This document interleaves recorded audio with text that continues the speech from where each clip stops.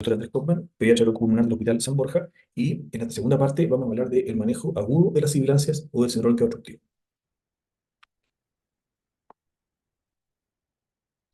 Sabemos que el primer episodio de obstrucción bronquial en un lactante se llama bronquiolitis. La bronquiolitis tiene algunas particularidades en cuanto a su fisiopatología y a su tratamiento, que lo vamos a ver en otra clase con la doctora Saavedra, y lo que yo voy a hablar en estos minutos que vienen es del manejo del episodio agudo, fundamentalmente la reagudización. El episodio agudo tiene un cuadro clínico que parte con un síntomas de resfrío, con una ira alta, en que hay coriza, tos, fiebre variable, y posteriormente se agrega a la ocultación, la expiración prolongada y la sibilancia. El paciente puede tener también retracciones, subcostales, intercostales, suprasternales. Hay hipersonoridad a la percusión del tórax, hay un tórax con aumento del diámetro anteroposterior y pueden haber signos de dificultad respiratoria como polipnea, cianosis y aleteo nasal. En esa foto se ve un recién nacido en que tiene muy marcadas las costillas, ese niño tiene una retracción intercostal y se ve un tórax aumentado en su diámetro anteroposterior, se ve el esternón así como bombado.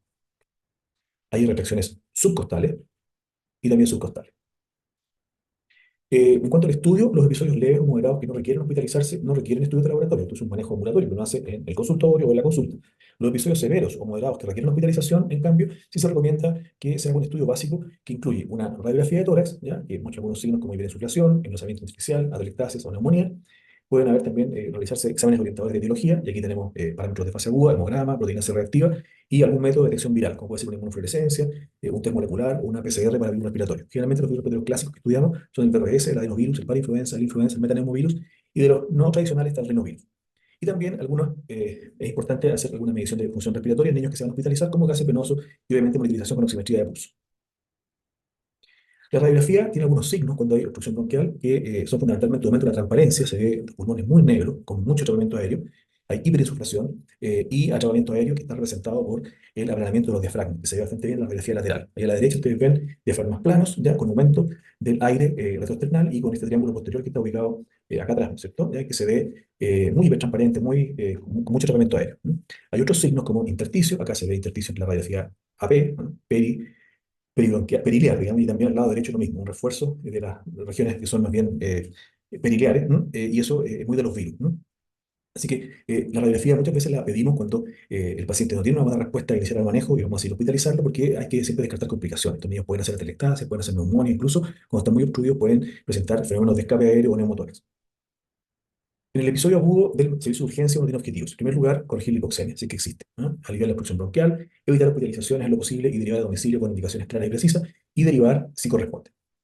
Decíamos entonces que en urgencia vamos a realizar algunos estudios que no van a realizar nunca en el inicio de tratamiento. Eso es lo más importante. El paciente está monitorizado con oximetro de pulso para medir saturametría. Vamos a ver una radiografía bilateral, como decíamos recién, y unos gases en el caso de que tengamos una hipoxemia que no revierta, con aire ambiental o incluso con un poco de oxígeno.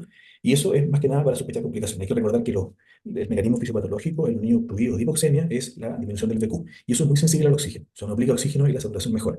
Cuando no hay mejoría de la saturación de oxígeno en este contexto, uno debiera pensar que el paciente puede tener una complicación y ahí uno debería ir a buscar la neumonía o la atelectasia. En el caso de los gases, también es importante porque nos van a dar una idea de qué pasa con el CO2. Nosotros no tenemos posibilidad de monitorizar CO2 con carnógrafo, ¿no? No están disponibles. Por lo tanto, si a veces vamos a hospitalizar a un niño pequeño, en una muestra de sangre pueden tomarse unos gases penosos y nos van a dar una idea de cómo está el carbónico, ¿no? En un contexto de insuficiencia respiratoria aguda con mecanismo fisiopatogénico, fisiopatológico de disminución del PQ, lo que uno debería esperar es una hipoxemia con una hipocapnia, o sea, con un CO2 bajo. Si el CO2 en este contexto está en valores normales, o incluso está alto, uno puede asumir que el paciente está muy obstruido, no puede ventilar, o bien está fatigándose. Y ahí vamos a tener que probablemente pensar en un traslado a UCI para conectar a un ventilador. A nivel prehospitalario, estoy hablando SAP, servicio de urgencia, se puede utilizar un score para valorar la severidad de la obstrucción en estos pacientes. Y este score, el score de tal, incluye frecuencia respiratoria, sibilancia, cianosis, retracciones. Y esto se le asigna un puntaje de 0 a 3 puntos para darnos un cierto valor que ustedes ven abajo. Los niños que tienen igual o menos de 5 son leves, moderados 6 a 8 y severos sobre 9. Y eso nos va a dar una manera, digamos, de poder enfrentarlo. Estoy hablando a nivel prehospitalario, o sea, antes de que el paciente se hospitalice.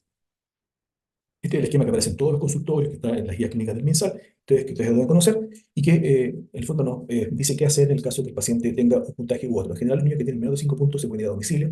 Cuando el puntaje es alto de entrada, o sea, severo de entrada, se hospitaliza. Y si el puntaje es moderado, inicia un ciclo de inhalación de salbutamol con aerosol de dosis medida, o sea, con inhalador y con aerocámara, 10 puff en una hora, y se observa qué pasa a la hora siguiente si acaso el puntaje baja, se mantiene o sube. En el caso que baje, o irse a la casa. Si se mantiene, va a una segunda tanda de puff, ¿no? Otros 10 puff más un corticoide oral, y en el caso que el puntaje suba, se hospitaliza. Ya después de la segunda hora, no hay no cae el puntaje bajo 5, el paciente se va a hospitalizar. Este es el esquema que uno pudiera utilizar a nivel, como les decía, prehospitalario. Siempre en el servicio de urgencia es importante el triángulo de evaluación pediátrica, o sea, la apariencia, circulación, trabajo respiratorio y medidas generales, que son muy fundamentales, como posición, alimentación fraccionada, hidratación, aseo nasal, control de temperatura. Estas son cosas que hay que hacerla con todos los niños. Y farmacológico, como decía el score, si el puntaje es sobre 9, hay que aplicar oxígeno de entrada. Broncodilatadores, vamos a usar salbutamol, siempre preferir inhalador de dosis media melocámara, no nebulizaciones. Y corticoides sistémicos, los vamos a utilizar si no hay respuesta en la primera hora, si el score es severo de entrada, si ha recibido o recibe corticoides inhalatorios por SBOR, y siempre preferir la vía oral. Vamos también a preocuparnos de controlar la temperatura, de bajar la fiebre si existe, y puede haber también manejo de kinesioterapia según el tiempo de evolución que tenga el paciente. Generalmente después de una semana de enfermedad hay mucha secreción bronquial, puede haber atelectasia, y en ese caso puede ser de utilidad. En los pacientes que están agudos, que están iniciando la obstrucción bronquial y no tienen secreciones, está contraindicada, puede ser deleteria.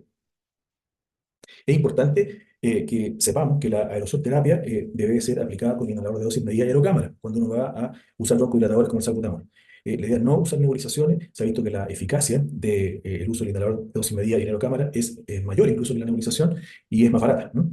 Y la aerocámara debe ser siempre utilizada a toda edad, ¿no? Tiene algunas funciones como desacelerar y fraccionar las partículas, entibiar la mezcla y favorecer la coordinación entre el disparo y la inhalación, que es clave en este grupo etario, porque los lactantes no coordinan porque no colaboran, ¿no? Entonces es importante que uno tenga una aerocámara, digamos, como para poder hacer la inhalación. Las aerocámaras pueden ser con válvula o sin válvula. Esto se los cuento como para que ustedes sepan, ¿no?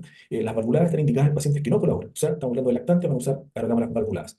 Porque en esos niños la técnica de inhalación va a ser de 6 a 10 volúmenes corrientes. O sea, yo le voy a poner la aerocámara al paciente y voy a hacer el puff y voy a observar que respire 6 a 10 respiraciones dentro de la aerocámara por la boca. Y por esa razón, para separar el ciclo respiratorio, necesito que mi cámara tenga válvula. Estas aerocámaras valvuladas pueden ser con máscara facial, que son las que se usan en los lactantes, o con pieza bucal en los niños que son mayores de 5 años y que no colaboran. Las no valvuladas o abiertas son las que están indicadas en pacientes colaboradores, porque aquí la técnica que se utiliza en estos niños o adultos es la técnica de inhalación única con apnea de 10 segundos. Y para esa técnica no se necesita una aerocámara con válvula, sino una aerocámara abierta común y corriente. Estas son las aerocámaras valvuladas con máscara facial que se utilizan en los lactantes. Son pacientes, como les decía, no colaboradores, lactantes escolares, y la técnica va a ser de 6 a 10 volúmenes corrientes y el volumen de la cámara, hoy les decía, en 300 ml con un largo de 15 a 18 centímetros. Esas son las aerocámaras valvuladas con pieza bucal, ya en personas no colaboradores, en niños más grandes o adultos no colaboradores, adultos mayores, por ejemplo, en que el volumen es mayor. Esa es la aerocámara abierta que todos la conocen, que es la más simple, que se puede utilizar en las personas que colaboran, o sea, porque la técnica de inhalación es inhalación única con apnea. Esta cámara en realidad está en todos lados, ¿no? Es la cámara que usan los escolares y los adultos. Ahí está la técnica, a mano izquierda, el niño tiene que estar sentado siempre, en brazos de la mamá, y uno a veces puede fijar la cabecita contra el pecho de uno y poner la aerocámara cubriendo nariz y boca, y hay que agitar el inhalador, ponerlo en el extremo de la cámara, disparar el puff, y hay que contar entre 6 a 10 respiraciones o 6 a 10 volúmenes corrientes, que el niño debería respirar para que en el fondo consideremos que eso es un puff. Si le estamos aplicando salbutamol, debemos esperar un minuto para aplicar el segundo puff. Niños más grandes, si son colaboradores, la técnica entonces de inhalación única con apnea de 10 segundos. ¿Cuándo vamos a hospitalizar un episodio agudo? Se hospitaliza, como veíamos en el gráfico, el episodio severo, cuando tiene score sobre 9 de entrada. Si es moderado, que no responde a las 2 horas, si el paciente tiene signos de gravedad, compromiso de conciencia, convulsiones, sospecha de agotamiento, si un niño pequeño menor de 3 meses, si está haciendo apnea, paciente con comorbilidades, un niño que sea displásico, cardiópata o ha estado en ventilación mecánica por una obstructiva en una hospitalización anterior, también se hospitaliza. O en casos sociales, como condiciones adversas en el hogar o dificultad por llegar a la urgencia en caso de reconsultar. Esta parece que es la última, manejo hospitalizado. El manejo de la bronquiolitis, como decíamos, tiene particularidades que son propias del manejo de la bronquiolitis, que las vamos a ver en nuestra clase. Medidas generales, oxígeno, hidratación, aseo nasal. Recuerden, estos niños no hay utilidad, no se usan ni broncoletador ni corticoides.